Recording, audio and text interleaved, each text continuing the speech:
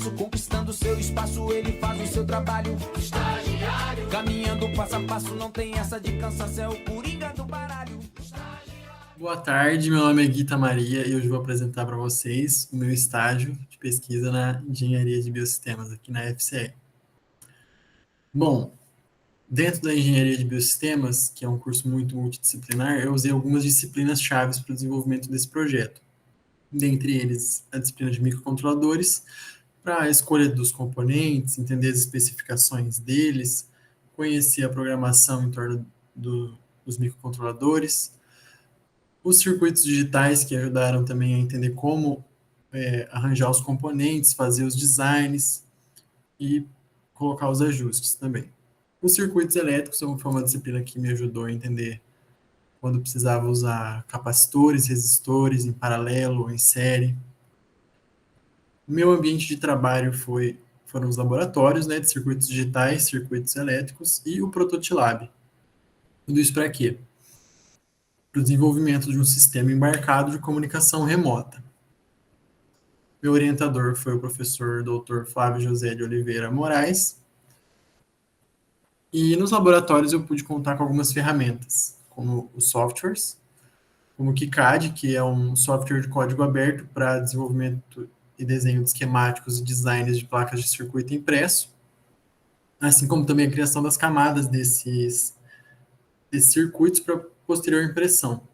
O Code Composer, que é um software da Texas Instrument feito para desenvolvimento de aplicações dos seus componentes. E em questão de hardware, dentro dos laboratórios, eu pude contar com a prototipadora, diversas ferramentas para a realização das soldagens, como o ferro de solda, lupa, a própria bancada. Mas para que é esse sistema embarcado, certo? Esse sistema embarcado de sem fio, de comunicação sem fio. Ele surgiu a partir da necessidade da compra de um piranômetro que usa um fio, certo? E a ideia veio, já que é um sensor que mede radiação solar, ou seja, tem que estar no ambiente, por que ele usaria um fio? E um fio que tem que estar conectado diretamente a uma máquina, um computador. Por que a gente não utiliza um sistema remoto para tirar as informações dele? Porque, afinal, um sensor que tem que estar no ambiente para estar diretamente ligado a um computador, ele pode sofrer algumas complicações. Então, isso é para ajudar nas futuras aplicações desse sensor. O sensor, no caso, é um SPM3 da Keep Zoner, que é um piranômetro. E para isso, a gente criou uma metodologiazinha de trabalho que passa por alguns passos. Primeiro, a compreensão do problema, que é como se comunicar com o piranômetro inicialmente. E para essa solução, a gente encontrou um transdutor THVD 1450, que ele se comunica em rede 485. Então, a gente foi para a elaboração dos protótipos e para os ensaios. Isso deu origem à primeira plaquinha, né, o primeiro módulo, foi o módulo Baronesa, que teve como componente principal esse transdutor THVD 1450. Ele tem uma alimentação de 3 a 5,5 volts, ele é um transdutor de rede 485 e sua fabricante é a Texas Instrument. A partir disso, a gente foi para a nossa próxima etapa, como a gente alimentaria esse sistema, né?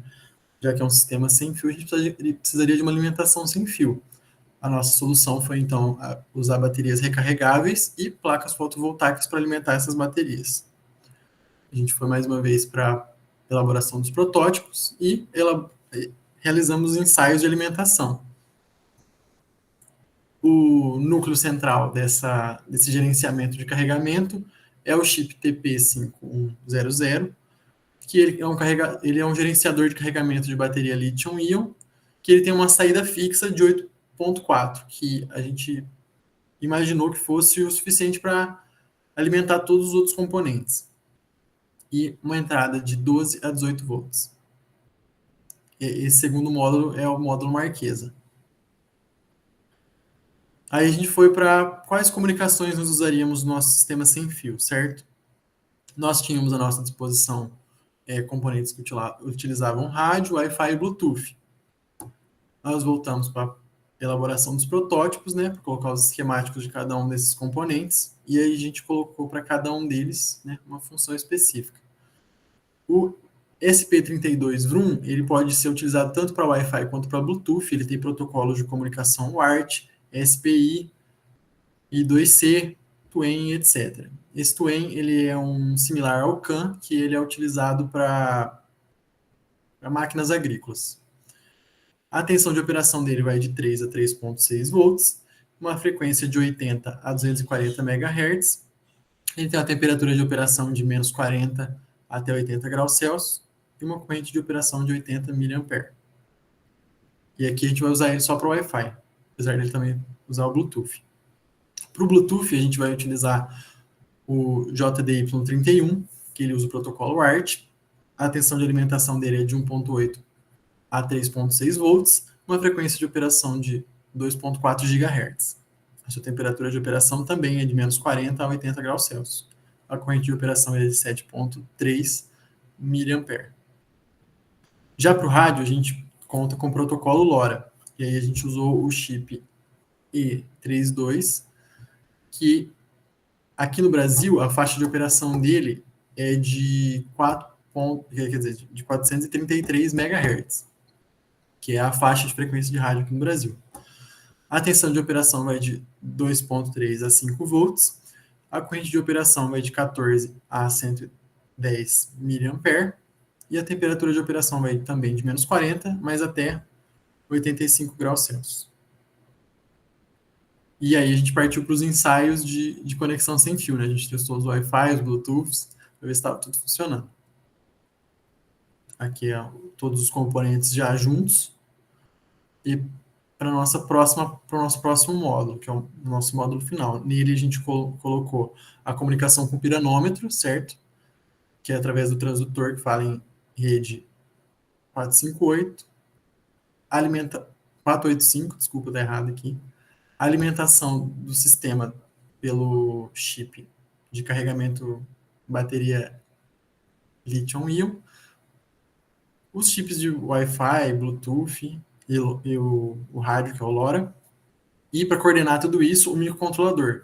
O microcontrolador escolhido foi o MSP 430FR2355, e esse módulo se chamou módulo Imperatriz. Aqui a gente tem ele no software KiCad. E o microcontrolador escolhido, ele também tem uma temperatura de operação que vai de menos 40, mais até 105 graus Celsius. A tensão de alimentação dele vai de 1,8 volts a 3,6 volts. E tem 48 I/Os. Ele usa uma arquitetura RISC de 16 bits e 23 MHz, o protocolo de comunicação que ele pode atuar em WART, SPI e 1.2c. Aqui a gente ensaiando o funcionamento da placa, e aqui a gente pode ver a placa completamente montada com seus componentes. Certo? Ó, vocês estão vendo o mouse? Aqui está o chip transdutor, aqui o microcontrolador, o gerenciador de bateria, o Wi-Fi, atrás a gente pode conectar aqui o Bluetooth e o LoRa. E com isso a gente pode usar essa plaquinha para utilizar no sensor piranômetro SPM3. É isso, obrigado.